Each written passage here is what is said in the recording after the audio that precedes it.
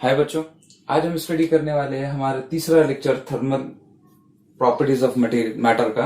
वो है thermal expansion. तो आज हम स्टडी करेंगे थर्मल एक्सपांशन को। तो चलिए स्टार्ट करते हैं। देखो बच्चों, जब भी हम किसी बॉडी को हीट करते हैं, हीट सप्लाई करेंगे तो क्या होगा? तो टेम्परेचर इंक्रीज होगा। लेकिन टेम्परेचर क्यों इंक्रीज होगा? क्योंकि बॉडी की एनर्जी इंक्रीज होगी, ट्रांसलेशनल एनर्जी इंक्रीज होगी। बॉडी के अंदर जितने भी पार्टिकल है, मॉलिक्यूल है, तो मॉलिक्यूल्स की क्या इंक्रीज होगी? Energy increase. जब हम हीट सप्लाई करेंगे एनर्जी इंक्रीज होगी। एनर्जी इंक्रीज होगी तो क्या होगा? पार्टिकल जो है वो ट्रांसलेशनल मोशन करेंगे, उनकी ट्रांसलेशनल मोशन इंक्रीज हो जाएगी। तो यहां पर एनर्जी सप्लाई करने के बाद उनकी ट्रांसलेशनल मोशन इंक्रीज होगी। अब ट्रांसलेशनल मोशन इंक्रीज होने की वजह से दो चीजें होती है, जैसे कि हमने पहले भी बताया था। टेम्परेचर इंक्रीज होगा। क्या होगा? टेम्परेचर इंक्रीज होगा, ट्रांसलेशनल एनर्जी इंक्रीज होने की वजह से। जैसे कि हमने किसी ऑब्जेक्ट को, जैसे कि हमारे पास कंसीडर करो कि ये मॉलिक्यूल्स है, ऑब्जेक्ट के अंदर के मॉलिक्यूल्स है। ये एक मॉलिक्यूल, ये दूसरा मॉलिक्यूल, ये तीसरा मॉलिक्यूल, ये चौथा मॉलिक्यूल। इनके बीच में क्या है? मॉलिक्यूलर डिस्टेंसेस है। और ये मॉलिक्यूलर डिस्टेंसेस पे क्या करने वाले? ये अपने अराउंड में ट्रांसलेट करने वाले हैं। ये इंटरमॉलिक्यूलर फोर्स है। ये मॉलिक्यूल्स के बीच की क्या है? ये एक मॉलिक्यूल है, ये एक मॉलिक्यूल है। किसी भी ऑब्जेक्ट के क्या है? ये मॉलिक्यूल्स है, पार्टिकल्स। और ये मॉलिक्यूल्स क्या करेंगे? जब हम इसको एनर्जी देंगे, ये पहले भी वाइब्रेट कर रहे थे, लेकिन ये पहले धीरे धीरे से वाइब्रेट कर रहे, धीमे धीमे। लेकिन जब हमें इसे हीट देंगे तो इसकी एनर्जी इंक्रीज होगी। एनर्जी इंक्रीज होगी तो क्या होगा? ये फास्ट फास्ट वाइब्रेट करेगा। ये फास्ट फास्ट वाइब्रेट करेंगे। ऑल पॉसिबल डायरेक्शन के अंदर ये क्या होंगे? फास्ट फास्ट वाइब्रेट करेंगे। अब इन वाइब्रेशंस की वजह से, क्योंकि ये फास्ट वाइब्रेट कर रहे, तो क्या होगा? दो फैक्टर्स होंगे, दो चीजें होगी बेटा। एक तो उसका टेम्परेचर इंक्रीज होगा, दूसरी एक चीज होगी कि इनकी बॉन्ड लेंथ यानी कि इंटरमॉलिक्यूलर डिस्टेंस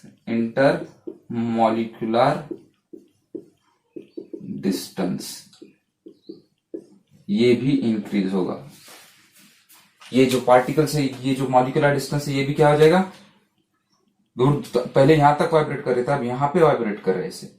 तो इनका इंटरमॉलिक्यूलर डिस्टेंस भी क्या हो गया बेटा? इंक्रीज हो गया। और ये इंटरमॉलिक्यूलर डिस्टेंस इंक्रीज होने का जो रिजल्ट है वो होगा एक्सपांशन। तो वो होगा एक्सपांशन। यानी कि हम किसी बॉडी को हीट करते हैं तो उसके दो रिजल्ट हमको मिलते हैं। एक उसका टेम्परेचर इंक्रीज होता है और दूसरा उसका एक्सपांशन होता है। समझ आ रही बेटा बात? तो अब हम स्टार्ट करते हैं हमारे सिलेबस को, थर्मल एक्सपांशन को। ठीक है, तो हमारे पास जो थर्मल एक्सपांशन होता है वो बॉडी के अकॉर्डिंगली होता है, बॉडी के शेप एंड साइज के अकॉर्डिंगली होता है। जैसे कि बॉडीज हमारे पास, हमें पता है कि 1 डायमेंशनल बॉडी होती है, 2 डायमेंशनल प्लेन होता है, 3 डायमेंशनल बॉडी होती है। तो इनके अकॉर्डिंगली हमारे पास क्या होता है? थर्मल एक्सपांशन होता है। जैसे कि सबसे पहले हम देखेंगे thermal expansion of 1 dimensional body. 1 dimensional मतलब क्या है? वायर लेते हैं हम, जिसका डायमेंशन वो एक ही डायमेंशन है, बहुत थिन वायर है, मींस उसकी लेंथ ही इंक्रीज हो सकती है। जैसे कि मेरे पास ये वायर है, ये बहुत बारीक सा वायर है, और ये वायर का टेम्परेचर T है और इसकी लेंथ L है। जब हम इसको हीट देंगे, हीट सप्लाई करेंगे, तो आफ्टर सप्लाइंग द हीट, उसको हीट सप्लाई करने के बाद उसका टेम्परेचर इंक्रीज हो जाएगा। ये रॉड का टेम्परेचर इंक्रीज हो गया, तो ये होगा T plus delta T, change in temperature.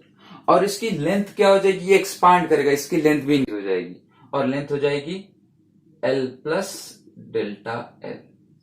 Means ये डेल्टा L से इसकी क्या हो जाएगी? लेंथ बढ़ जाएगी।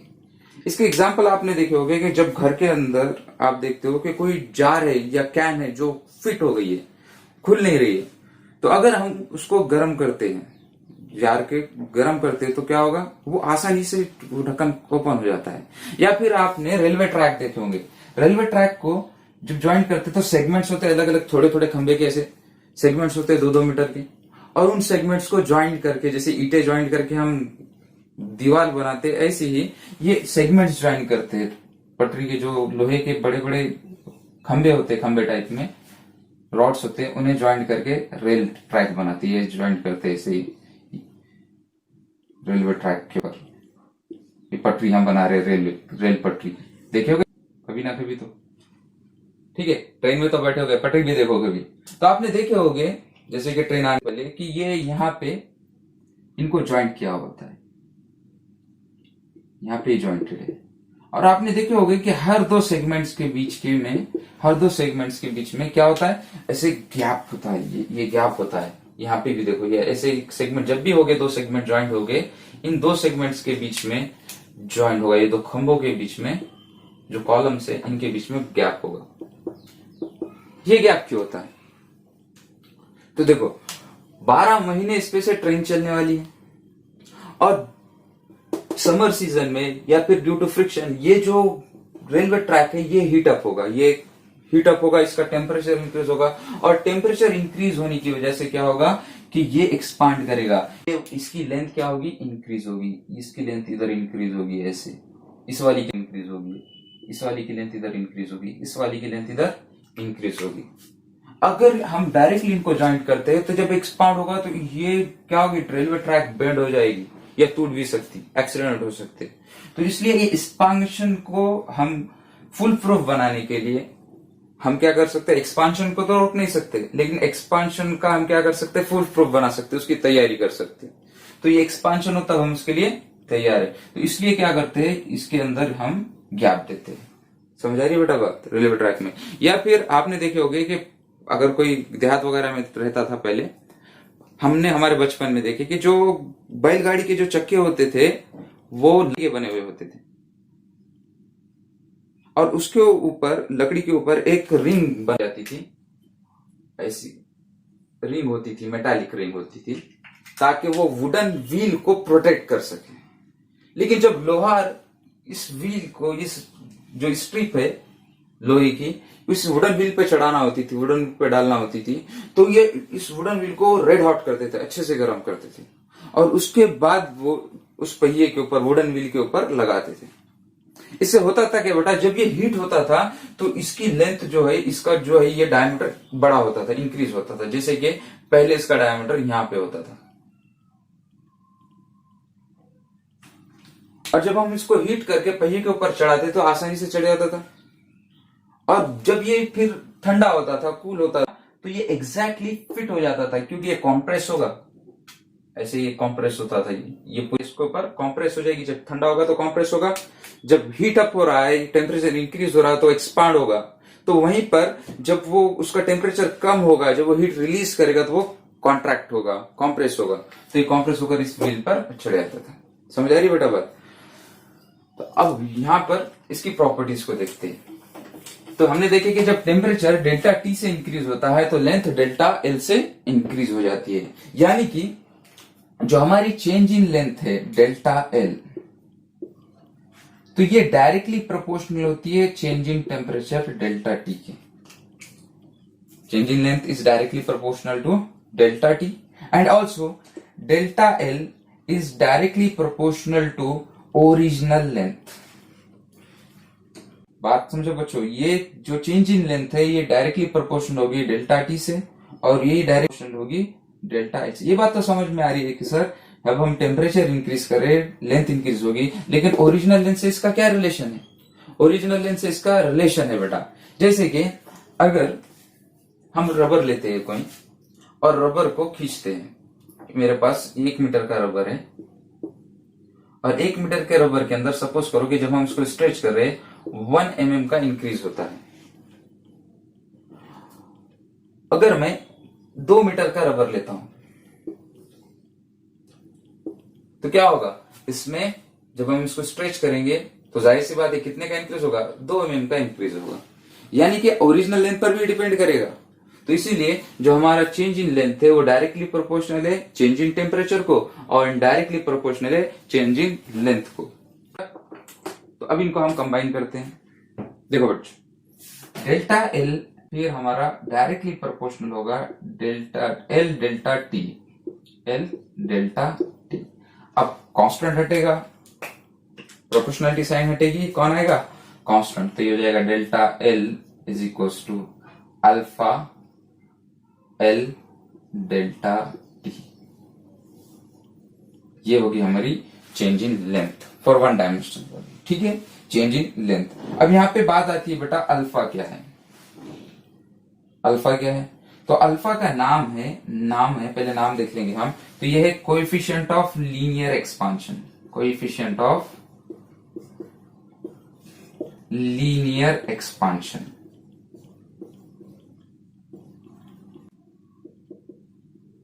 Coefficient of linear expansion. ठीक है, अभी इसको चेक करते हैं क्या है। तो हम अल्फा की वैल्यू निकालते हैं, तो अल्फा हमको मिलेगा, ये डेल्टा जगह पे रहेगा, एल डेल्टा टी डिवाइड में चली जाएगी, तो हो जाएगा delta L divided by L into delta T, L into delta T.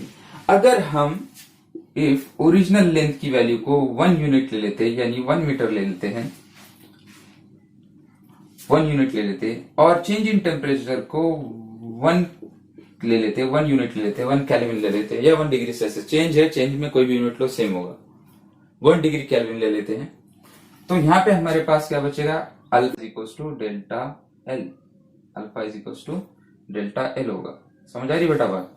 यानी कि अल्फा क्या है? डेल्टा एल क्या है? चेंज इन लेंथ है। अल्फा क्या है? Change in length. तो ये rise change in length, change in length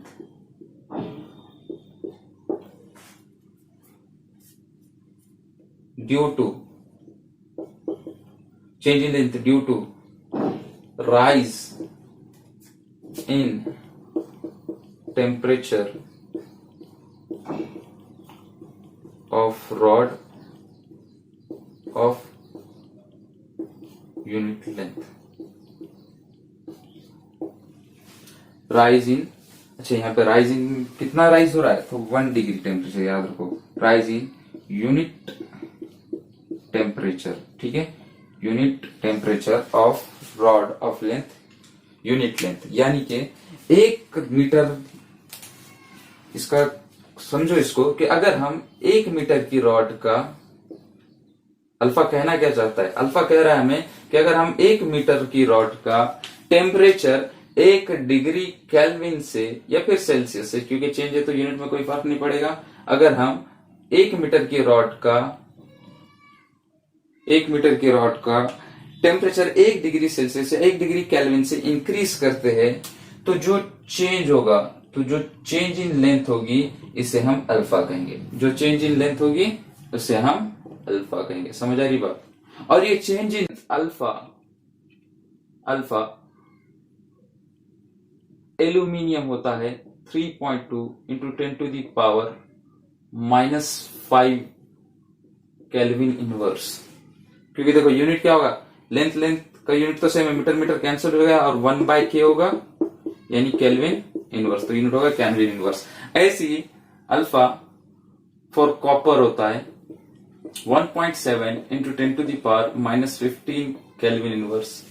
alpha for iron होता है 1.2 into 10 to the power -5 kelvin inverse.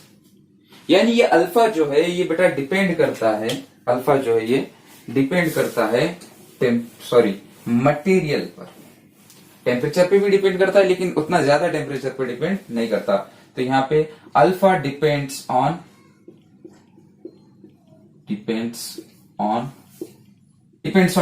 Material, and alpha depends temperature also. देखो बेटा अल्फा जो है डिपेंड करता है मटेरियल के ऊपर, which material we are using. जैसे कि आपको दिख रहा होगा एल्यूमिनियम, कॉपर, आयरन, इन सब के लिए अलग अलग है। ठीक है, ग्लास का होता है 0.32, तो ये सब मटेरियल का जो है अलग अलग होता है, 0.32 और 10 टू द पावर -5 होगा। ठीक है, अब ये डिपेंड्स ऑन टेम्परेचर भी होता है, लेकिन टेम्परेचर के साथ उतना ज्यादा वेरी नहीं करता, इसलिए इसको हम निग्लेक्ट करते हैं अभी हमारे सिलेबस के अकॉर्डिंग। निग्लेक्ट, ठीक है, उतना ज्यादा डिपेंड नहीं करता, इसलिए हमको इसको निग्लेक्ट करते हैं। ठीक है, तो आपको फॉर्मूला याद रखना है, delta L is equal to L alpha delta T. ठीक है, कोई डाउट? अभी दूसरा होता है बेटा हमारे पास एरियल एक्सपांशन होता है 2 डायमेंशन बॉडी। इसी तरीके से वॉल्यूमेट्रिक एक्सपांशन होता है 3D बॉडी के लिए, यानी कि चेंज इन वॉल्यूम होगा। तो जब हमने देखे 1D के लिए 1 डायमेंशन रॉड थी हमारे पास, रॉड अपनी लेंथ को चेंज कर रही थी, रॉड अपनी लेंथ को चेंज कर रही थी। तो इसकी ओरिजिनल लेंथ L थी, change in length delta L हो गई। तो हमको यहां पर डेल्टा L की वैल्यू मिली थी L अल्फा डेल्टा टी। एक ही तरफ ये क्या हुआ, इंक्रीज हुआ। इसी तरीके से जब हम 2D बॉडी, कोई 2D ऑब्जेक्ट है हमारे पास, 2 डायमेंशन है इसके पास, ठीक है, तो क्या होगा जब इसको हीट करेंगे बेटा तो ये इंक्रीज होगा, लेकिन ये इंक्रीज किधर होगा, ये 2 डायरेक्शन के अंदर इंक्रीज होगा, ये 2 डायरेक्शन के अंदर, ये इस तरह से इंक्रीज होगा। एक्चुअल में डेल्टा एल आधा इस तरफ इंक्रीज होता है, आधा इस तरफ, दोनों तरफ आधा आधा इंक्रीज होता है, ठीक है, लेकिन दोनों कंबाइन करके हम आगे की तरफ ले रहे हैं। लेकिन इधर हम देखते हैं तो ये इंक्रीज होगा ऐसे, दोनों डायरेक्शन के अंदर चेंज करेगा अपने ग्रेड। ये ओरिजिनल एरिया ए, ये change in area delta A. तो क्या होगा बेटा यहाँ पे, तो यहाँ पे डेल्टा ए की वैल्यू होगी ए ओरिजिनल एरिया, अल्फा की जगह यहाँ पे होता है बीटा, और जाहिर सी बात होगा delta t change in temperature.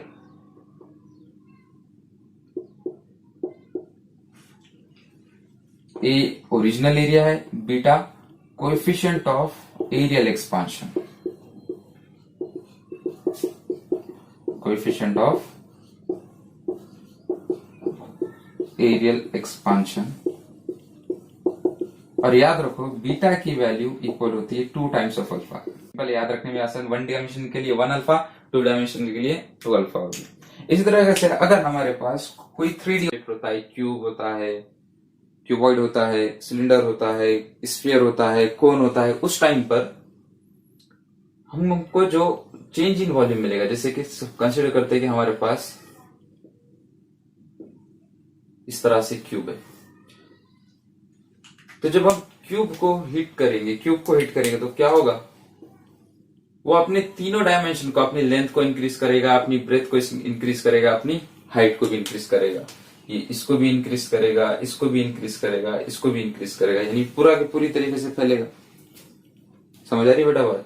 तो यानी कि ये अपने वॉल्यूम को चेंज करेगा, और यहाँ पर हमारे पास चेंज इन वॉल्यूम इक्वल होगा, हाँ बेटा क्या होगा, V ओरिजिनल वॉल्यूम, बीटा की जगह होगा यहाँ पे गामा डेल्टा टी, और जहां पे हम गामा को कहेंगे coefficient of volumetric expansion,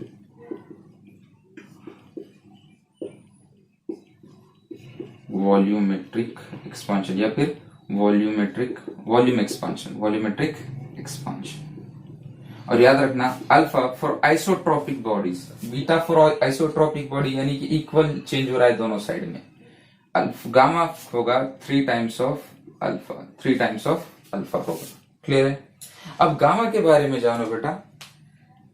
beta को हम देखेंगे, बीटा की डेफिनेशन क्या बनेगी, तो बीटा को अगर डेफिनेशन बीटा की हमको बनाना है तो बीटा क्या होगा, change in area, rising area, beta is rising area of a body of unit area by unit rising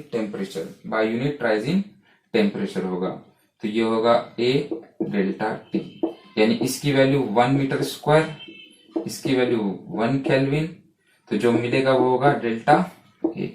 इसी तरीके से वॉल्यूम भी होगा, वॉल्यूम क्या होगा, गामा क्या होगा कि gamma is a change in volume of a body having unit volume and due to rising unit degree temperature increase होना। 1 डिग्री से इंक्रीज होता है, 1 मीटर क्यूब की बॉडी है, तो जो चेंज इन वॉल्यूम होगा उसे हम क्या कहेंगे, उसे हम गामा कहेंगे, कोएफिशिएंट ऑफ वॉल्यूमेट्रिक एक्सपांशन।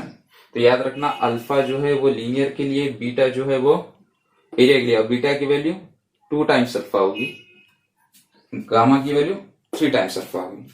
अब ये गामा थोड़ा सा हमें परेशान करता है, ज्यादा टेंशन की बात नहीं, उतना डीपली नहीं है हमको। क्योंकि अभी तो ये शुरुआती टॉपिक है इंट्रोडक्शन में, जैसे कि मैकेनिक्स वगैरह आपने 9th-10th में वगैरह में पढ़ा होगा, लेकिन ये इंटायरली न्यू टॉपिक है, इसलिए ज्यादा डीप में नहीं है। जब आप इंजीनियरिंग को जाओगे, मेरे से मैकेनिकल इंजीनियर वगैरह करोगे, तो समझ में आएगा आप लोगों को कि ये कितना डीप है और कितना वास्ट सिलेबस है इसका। ऊपर ऊपर से उतना कोई ज्यादा टेंशन लेने की जरूरत नहीं है। आपके जो क्वेश्चंस भी आएंगे वो सिंपल है, मुझे तो सिंपल टॉपिक लगता है, तो आप इसका टेंशन मत लो, हम इसके न्यूमेरिकल्स वगैरह सब आराम से लेंगे। अब देखो बेटा, यहाँ पे जो बीटा की बात करते हैं हम, बीटा क्या है बेटा?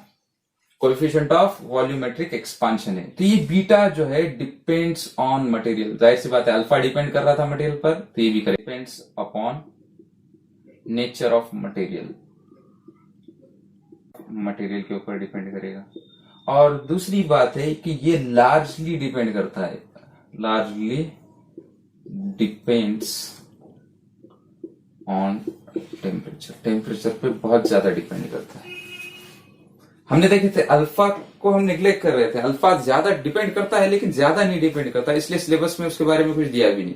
लेकिन बीटा की जब बात करते हैं तो beta largely depends on temperature, beta temperature पे बहुत ज्यादा डिपेंड करता है। इसका एक ग्राफ हमको एनसीईआरटी ने दिया है, यहां पर एक्स एक्सिस पर टेम्परेचर को लिया गया और वाई एक्सिस पर कोएफिशिएंट ऑफ वॉल्यूम एक्सपांशन को लिया गया। और इसका जब ग्राफ ड्रॉ करें तो इसका ग्राफ ड्रॉ करने पे हमको पता चला कि ग्राफ इसका कुछ इस तरीके से है। ये ग्राफ हमको शो करता है कि अबाउट 250 केल्विन जैसे जैसे टेम्परेचर इंक्रीज हो रहा है वैसे वैसे coefficient of thermal volumetric expansion increase हो रहा है। 250 केल्विन तक क्या हो रहा है, जैसे जैसे टेम्परेचर इंक्रीज हो रहा है हमारे पास अल्फा भी इंक्रीज हो रहा है। एंड अबाउट 500 केल्विन ये जो ग्राफ है ये कांस्टेंट हो जाता है, ये ग्राफ कांस्टेंट हो जाता है।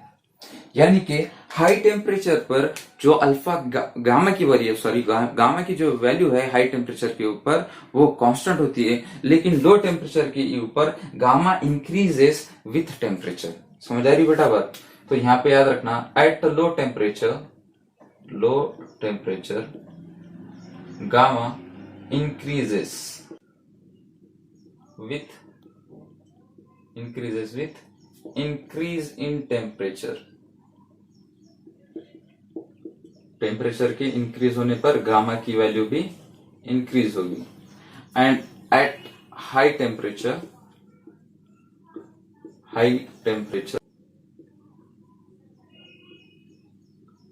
Gamma is constant, high temperature पे गामा कांस्टेंट होगा।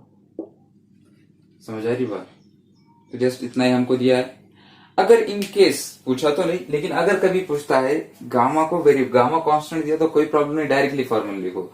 लेकिन अगर गामा की वैल्यू टेम्परेचर डिपेंडेंट अगर देता है, क्वेश्चन के अंदर देता है, क्योंकि हम इसको ज्यादा देखने वाले नहीं, क्योंकि इसके ऊपर तो क्वेश्चन पूछा नहीं है और ज्यादा क्वेश्चन बनते भी नहीं है, हम ज्यादा टाइम इसमें वेस्ट भी नहीं करेंगे क्योंकि एग्जाम भी करीब है आप लोगों की। लेकिन अगर देता है इन केस गामा की वैल्यू टेम्परेचर डिपेंडेंट देता है, जैसे कि T²+4 दिया कि जो गामा का जो टेम्परेचर के साथ रिलेशन है वो है T²+4, तो क्या होगा? तो हमको पता है कि जो चेंज इन वॉल्यूम है वो होता है V गामा डेल्टा T। तो सिंपल हम क्या करेंगे, डेल्टा को रिप्लेस कर देंगे D, डेरिवेटिव लेंगे तो D हो जाएगा। जब भी एक्सप्रेशन आती है डेरिवेटिव लेना, dV हो जाएगा। फिर हो जाएगा V, गामा की जगह रखेंगे हम T²+4 और हो जाएगा डेल्टा T का dt। फिर हम इसका क्या लेंगे, तो ये तो इसका इनिशियल वॉल्यूम था, हम फाइनल वॉल्यूम निकालेंगे, इंटीग्रेट करेंगे, ठीक है, dV को इंटीग्रेट करेंगे। V कांस्टेंट है तो बाहर आ जाएगा, इनिशियल वॉल्यूम तो कांस्टेंट होगा। टेम्परेचर, इनिशियल टेम्परेचर जो हमको देगा, फाइनल टेम्परेचर जो हमको देगा, मीन्स उसने कहा कि rise in temperature from 20 to 30 degree Celsius, तो ये 20 to 30 डिग्री हो जाएगा। और T²+4 dt इंटीग्रेट कर देंगे इसे, हमें फाइनल वॉल्यूम मिलेगा, ये वॉल्यूम होगा, फाइनल वॉल्यूम होगा। और फिर हम VF - VI करेंगे हमें चेंज इन वॉल्यूम मिलेगा। ठीक है, इस तरह से आप सॉल्व कर सकते हैं, कोई इसके अंदर हार्ड बात नहीं है। कोई डाउट? तो ये था हमारा थर्मल एक्सपांशन। अभी होता क्या है, अनामिलस बिहेवियर ऑफ वाटर होता है हमारे पास, कि वाटर का जो एक्सपांशन है वो थोड़ा सा डिफरेंटली बिहेव करता है।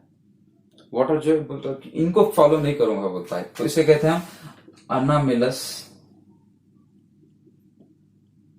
बागी है, बागी। सब जिधर जा रहे हैं मैं उधर जाऊंगा नहीं, अनामिलस बिहेवियर ऑफ वाटर या फिर एक्सपांशन ऑफ वाटर भी हम इसे कह सकते हैं। हमने देखे कि जितने भी ऑब्जेक्ट है अभी तक, जो हमने सॉलिड्स हो गया, लिक्विड हो गया, गैसेस हो गए, इनको देख तो it expands with increase in temperature. ये एक्सपांड करेंगे विथ इंक्रीज इन टेम्परेचर। लेकिन अगर हम वाटर की बात करते हैं बेटा, वाटर की बात करते तो वाटर का ग्राफ जो देखते हैं अगर हम, तो वाटर का ग्राफ ऐसे बनेगा।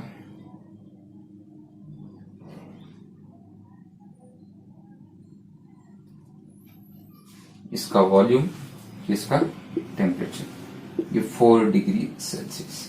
आप देख रहे होगे कि 4 डिग्री सेल्सियस पर वाटर का वॉल्यूम सबसे कम है, और 4 डिग्री सेल्सियस से अगर वाटर का टेम्परेचर इंक्रीज होता है तो उसका वॉल्यूम भी इंक्रीज हो रहा है, और 4 डिग्री सेल्सियस से वाटर का अगर टेम्परेचर कम होता है तो वॉल्यूम इंक्रीज हो रहा है, कम नहीं हो रहा है। मीन्स 4 डिग्री सेल्सियस से आप टेम्परेचर को इंक्रीज करो या फिर डिक्रीज करो, वॉल्यूम ने तो इंक्रीज होना है। Means water have minimum volume, water have minimum volume at 4 degree Celsius. आप 4 डिग्री सेल्सियस से इंक्रीज करो या डिक्रीज करो, ये क्या होने वाला है, वॉल्यूम इंक्रीज ही होने वाला है। मीन्स हम कह सकते हैं कि at 4 degree Celsius density of water is maximum. Volume कम होगा तो डेंसिटी सबसे ज्यादा होगी, हेवी होगा। ठीक है, आपने देखा होगा सर्दियों के मौसम में पाइप्स फट जाते हैं। जैसे ये पाइप है, अपनी तरफ तो नहीं होता है, लेकिन जो यूरोपियन कंट्रीज है वहां पे ये प्रॉब्लम होती है, वहां पे बर्फ जम जाती है। ये पानी इसके अंदर है, और जब पानी का टेम्परेचर 4 डिग्री सेल्सियस से कम होता है तो क्या होता है, ये वाटर एक्सपांड होता है, इसका वॉल्यूम इंक्रीज होगा और ये पाइप फट जाएगा।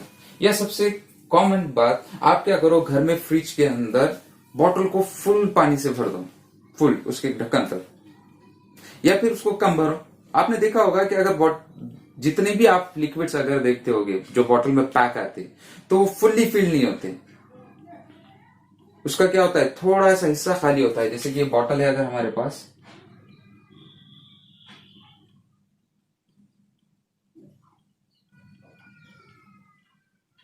बॉटल यहां तक ही फिल होगी, बाकी का स्पेस क्यों है। तो जब हम इसको कोल्ड करेंगे, इसको ठंडी करेंगे 4 डिग्री सेल्सियस से, इनकेस अगर इसका टेम्परेचर कम हो जाता है तो ये अपने वॉल्यूम को इंक्रीज करता है और यहां तक पहुंच जाता है। आप बर्तन के अंदर पानी रखो, फ्रीजर में रखो, बर्फ बनेगा, आप मार्क करो पहले पानी डालने के बाद। जब वो इंक्रीज उसका, जब आप उसको फ्रीज करोगे, आप देखोगे कि मार्क जो हमारा निशान मार्क पे से उससे ऊपर जो है आइस आ जाएगा। यानी क्या हो रहा है कि water expands when the temperature is decreases. Clear है बेटा? इसी वजह से आपने ये सोचे होगे कि जो यूरोपियन कंट्रीज है वहां पे समंदर, तालाब वगैरह सबके सब क्या होते हैं, सबके सब बर्फ ढके, ऊपर पूरा आइस जम जाता है। लेकिन नीचे देखा होगा आपने, नीचे होता है पानी, नीचे जानवर वगैरह सब जिंदा रहते हैं, पानी होता है। ऐसा क्यों होता है बेटा? तो सबसे पहले अगर कोई ठंडा होगा तो वो कौन होगा, सरफेस होगा। सबसे पहले ठंडा कौन होगा, सरफेस ठंडा होगा। सरफेस का टेम्परेचर कम होगा, 4 डिग्री सेल्सियस से कम हो गया तो इसका वॉल्यूम इंक्रीज होगा। वॉल्यूम इंक्रीज हो या मतलब इसकी डेंसिटी क्या हो गई, कम हो गई। डेंसिटी कम हो गई तो क्या होगा, इस वाटर के ऊपर वो फ्लोट करेगा, तैरने लगेगा। समझ आ रही है बेटा बात? तो ये था अनामिलस बिहेवियर और अनामिलस एक्सपांशन ऑफ वाटर। अभी एक लास्ट टॉपिक है हमारे थर्मल एक्सपांशन का, फिर नेक्स्ट लेक्चर के अंदर हम इसके न्यूमेरिकल्स को देखेंगे, एप्लीकेशंस को देखेंगे। Thermal stresses.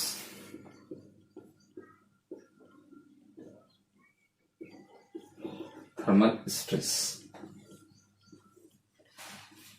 देखो बेटा, जब हम किसी ऑब्जेक्ट को हीट कर रहे हैं, जैसे कि ये रॉड है और हम इसे हीट कर रहे हैं, तो ये क्या कर रहा है, इट इंक्रीजेज इट्स लेंथ, ये अपनी लेंथ को इंक्रीज करेगा, इस डायरेक्शन के अंदर भी थोड़ी इंक्रीज करेगा, इस डायरेक्शन के अंदर भी इंक्रीज करेगा। जैसे कि ये अगर हमारे पास आयन है तो हमको पता है अल्फा आयन जो है, फेरस जो है, वो 1.2 इंटू 10⁻⁻5 केल्विन इनवर्स है। 1 पॉइंट मतलब 0.6 इधर होगा, 0.6 इधर होगा, ऐसे, ठीक है, इसकी जरूरत नहीं है अभी। तो अभी इसको कोई टेंशन नहीं है, इसको एक्सपांड होना ये हो जाएगा। लेकिन अगर हम इसको रिस्ट्रिक्शन अप्लाई करते हैं, हमने इसको फिक्स कर दिया कि रॉड अपनी लेंथ को इंक्रीज करने वाली नहीं है, हमने फिक्स कर दिया, रॉड को फिक्स कर दिया, और अब हम इसको हीट कर रहे हैं, अब हम इसको हीट कर रहे हैं। हीट करेंगे तो ये क्या चाहेगा, ये लेंथ को इंक्रीज करना चाहेगा, अपनी लेंथ को इंक्रीज करना चाहेगा, लेकिन को इंक्रीज कर पाएगा क्या, नहीं कर पाएगा। तो फिर इसके अंदर प्रोड्यूस होगा स्ट्रेस। जैसे कि आप अपना कोई काम करना चाहते हैं लेकिन घर वाले करने नहीं दे रहे, आप बाहर घूमने जाना चाहते हैं, फिरना चाहते, करना चाहते हैं, लेकिन घर वाले बोल रहे चलो पढ़ो। आप खेलने जाना चाहते हो लेकिन घर वाले जाने नहीं दे रहे, तो क्या होता है, स्ट्रेस डेवलप होता है। लेकिन आपको जो मर्जी करो तो आपके स्ट्रेस होगा क्या, नहीं होगा, आप फ्री होगे। तो ऐसे ही है कि जब ये अगर हम ये सपोर्ट्स निकाल दें, रिस्ट्रिक्शन को हटा दे, तो बॉडी के अंदर कोई भी स्ट्रेस प्रोड्यूस नहीं होगा, प्रोड्यूस स्ट्रेस इज जीरो, याद रखना, यही इसका कंसेप्ट है। लेकिन जब हम उसको रिस्ट्रिक्शन लगाकर हीट करते हैं तो उसके अंदर क्या प्रोड्यूस्ड होगा, स्ट्रेस प्रोड्यूस्ड होगा। क्लियर है? अब इसका स्ट्रेस को निकालने आपको फॉलो करना है। सबसे पहले आपने फाइंड करना चेंज इन लेंथ, होगी नहीं लेकिन फाइंड करना, क्या होगी, L alpha delta T, L alpha delta. फिर आप फाइंड करोगे स्ट्रेन। स्ट्रेन क्या होता है बेटा, change in length divided by original length. आपको यंग्स मॉड्यूलस दिया होगा, चेंज इन टेम्परेचर दिया हुआ होगा, अल्फा दिया हुआ होगा, और दिया होगा यंग्स मॉड्यूलस, यंग्स मॉड्यूलस दिया हुआ होगा। तो आप यंग्स मॉड्यूलस दिया होगा, और हमें पता है कि यंग्स मॉड्यूलस क्या होता है, यंग्स मॉड्यूलस होता है stress divided by strain, stress divided by strain. तो हमें स्ट्रेस मिलेगा Young's modulus into strain, Young's modulus into strain, यानी कि y delta L divided by L. Stress क्या होगा, y delta L divided by L. Thermal stress की बात करें, स्ट्रेस हमको मिलेगा y डेल्टा एल की वैल्यू बेटा L alpha delta T, L alpha delta T, और ये डिवाइड में एल, ये एल एल गेट कैंसल, और हमें थर्मल स्ट्रेस जो मिलेगा वो हो जाएगा y alpha delta T, where y is Young's modulus, alpha is coefficient of linear expansion, delta t is change in temperature, rise in temperature होगा। Clear? कोई doubt है?